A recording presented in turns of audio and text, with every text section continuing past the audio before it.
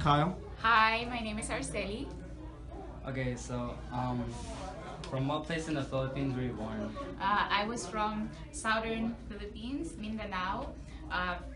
Philippines is divided into three major islands. There's Luzon, where the capital is. There's Visayas, and then Mindanao's close to Borneo, southern Mindanao, where the current president, Rodrigo Duterte, is from. How were you able to get to the U.S.? I was a member, after I finished college, I became a member of this group, a singing group, Himig Singers, and we toured the US and Canada, promoting Filipino culture through music. So we go through different states, and we go different embassies and we sing. Okay. How is the Philippines different from South Florida? Well, the weather is almost the same. That's why I actually like it here. Of all the states I've been to, it's almost similar to the Philippines. But Philippines is an archipelago. There's 7,100 islands as opposed to as opposed to Florida.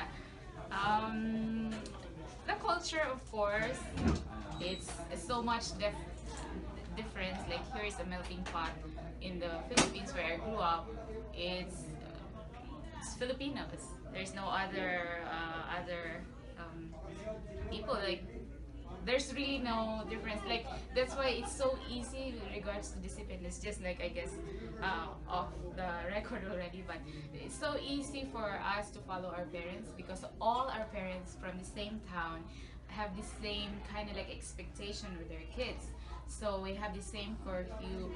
If my mom would tell me, "Oh, you can't go there," my friends' parents would also tell them the same. So it's not like they can go and I can't go. Like if I can't go, we all can't go. I get it. That's cool. Why did you come to the U.S.? Well, as I've already said, I was a member of a singing group, and then I was so amazed coming here, the difference with the culture, the difference with development, and of course, for greener pastures, there is so much opportunities here. That's why I came and I settled here. Yeah. My name is Nemi. Okay. Kyle. Rafael. My real name is Carmina Rafael. And what part of the Philippines are you from? I'm from a province called Rizal, which is the northern part in the Philippines. Alright. Was it easy adapting to the American culture? Not initially. Even though we spoke English, there was always that language barrier insecurity, and of course the time difference, because the Philippines is exactly 12 hours, which means when it's 12 noon here, it's midnight, so your body has to adjust to the whole time change. Do you keep in touch with your family in the Philippines? But yeah, in that it's hard to, because you're away from your comfort of the family. And so in my time when I moved here, it was 1994, somewhere there, 94, 95, and there was no internet. Like you couldn't Skype, you couldn't email really, you couldn't text message. We had to write letters, and it took a while for it to travel.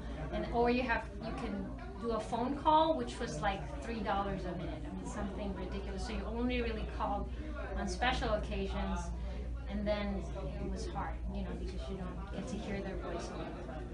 What was your first language? My first language is Tagalog, which is the national language in the Philippines. Alright. And what age did you learn English? In the Philippines, they teach English early. We learn the Filipino alphabet, which is just 20 letters, and then we have an English, like by kindergarten, we have an English class where we learn the 26 American. Do you frequently go back to the Philippines to visit? Not as frequently as I would prefer, again, because of the cost. We went home this summer with my family, but the last time before that was more than 5 or 6 years ago. And what are some Filipino customs that you use in your everyday life?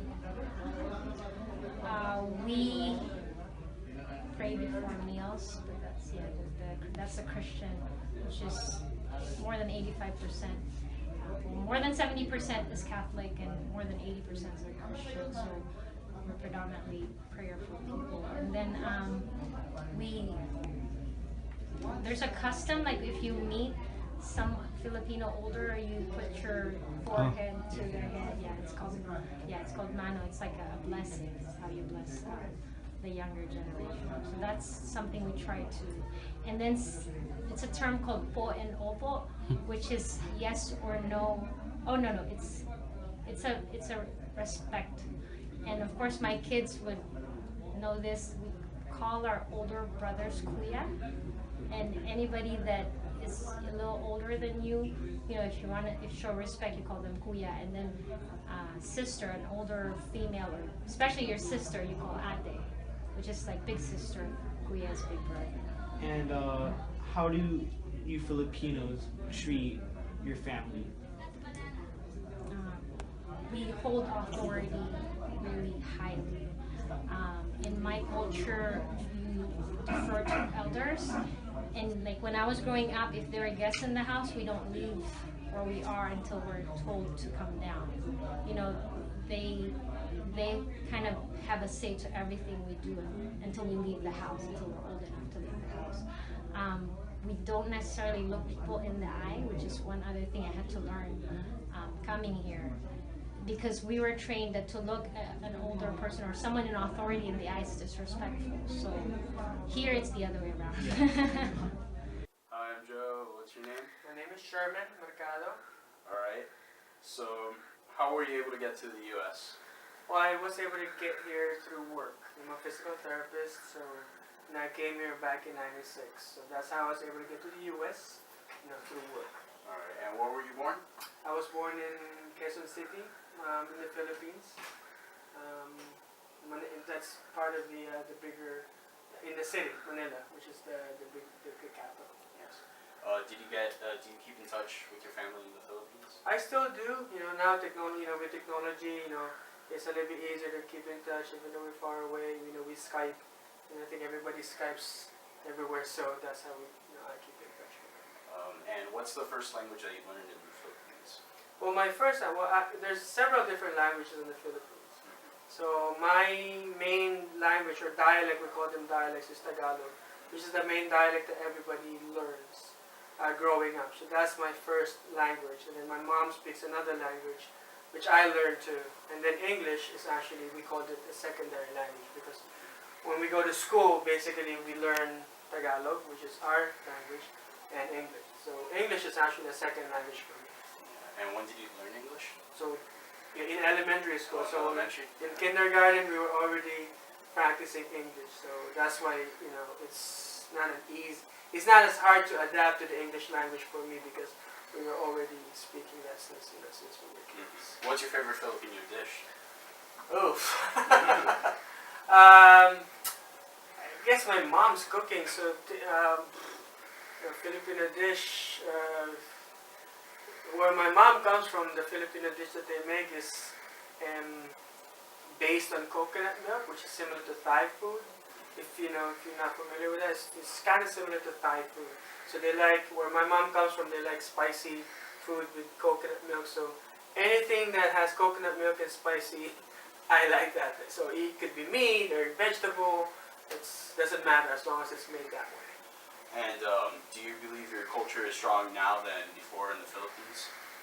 It's kind of changed, I guess, because I have to adapt, to the American culture, and again, I grew up with the American culture, but of course, definitely it's different when you're here. It's the same thing for me, obviously back when I was there, it's very strong. It's like now, like Christmas, it's very different how I practice Christmas. When I was a kid, Christmas is different. You go to church, you do all these little festivities that, of course I don't get to experience that now. So I guess it's a tough question, a tough thing to answer, because I guess in my head I'm still Filipino.